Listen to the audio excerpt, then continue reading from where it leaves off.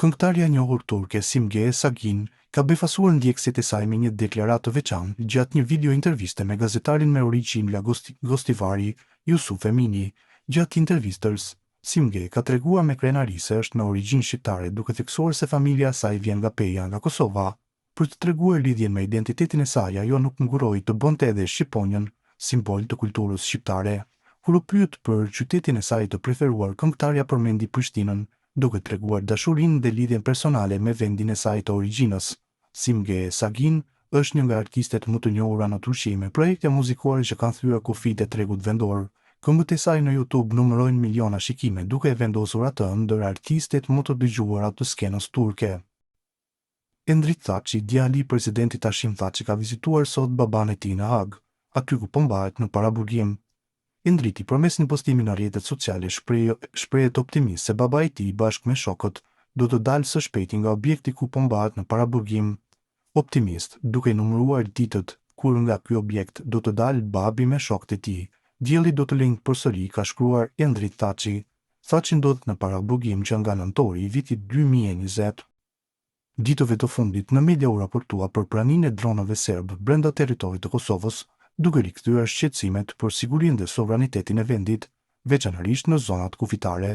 Këto raportime kanë nxitur reagime dhe diskutime në opinionin publik, ndërsa institucionet e sigurisë janë detyruar të sqarojnë natyrën e aktiviteteve ajrore të evidentuara.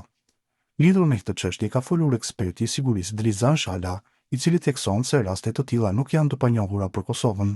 Në të kaluarën ka pasur raste të dokumentuara kur fluturimet e dronëve mbi brezin kufitar të Kosovës janë identifikuar si të ardhura nga Serbia, duke ngritur shqetësime legjitime në lidhje me sigurinë dhe sovranitetin, shprehet Shala.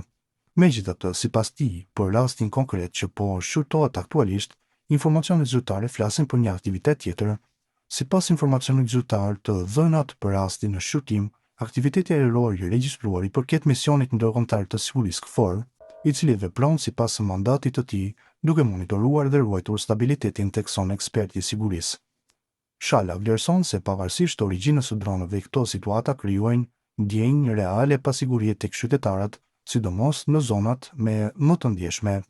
Megjithatë, këto situata pavarësisht nga origjina e dronëve krijojnë ndjenjë reale pasigurie tek qytetarët, veçanërisht në zonat kufitare dhe komunat e ndjeshme ndaj sigurisë. Për banorët vendas, dallimi mes një droni të një misioni ndërkombëtar dhe një droni që vjen nga jashtë territorit nuk është gjithmonë i qartë, gjë që ndikon drejt për drejt në përcaktimin dhe perceptimin e rrezikut dhe paqen publike, vlerësoi ai.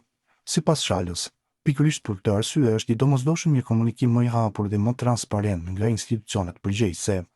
Është shumë e rëndësishme që institucionet lokale dhe misionet ndërkombëtare të sigurisë të angazhohen në një komunikim më aktiv dhe transparent me shoqërinë, duke sqaruar se çfarë ndodh, për çfarë arsye dhe si. Informimi i duhur dhe në kohë është baza për të parandaluar panikun dhe për të shmangur keq interpretimet e situatave të sigurisë, theksoi ai. Në fund, eksperti i sigurisë nënvizon se kjo çështje nxjerr në pa nevojën që Kosova të vazhdojë forcimin e kapaciteteve të saj për monitorim dhe koordinim të vazhdueshëm me misionin ndërkombëtar të sigurisë, me qëllim garantimin e stabilitetit dhe i qetësisë së qytetarëve.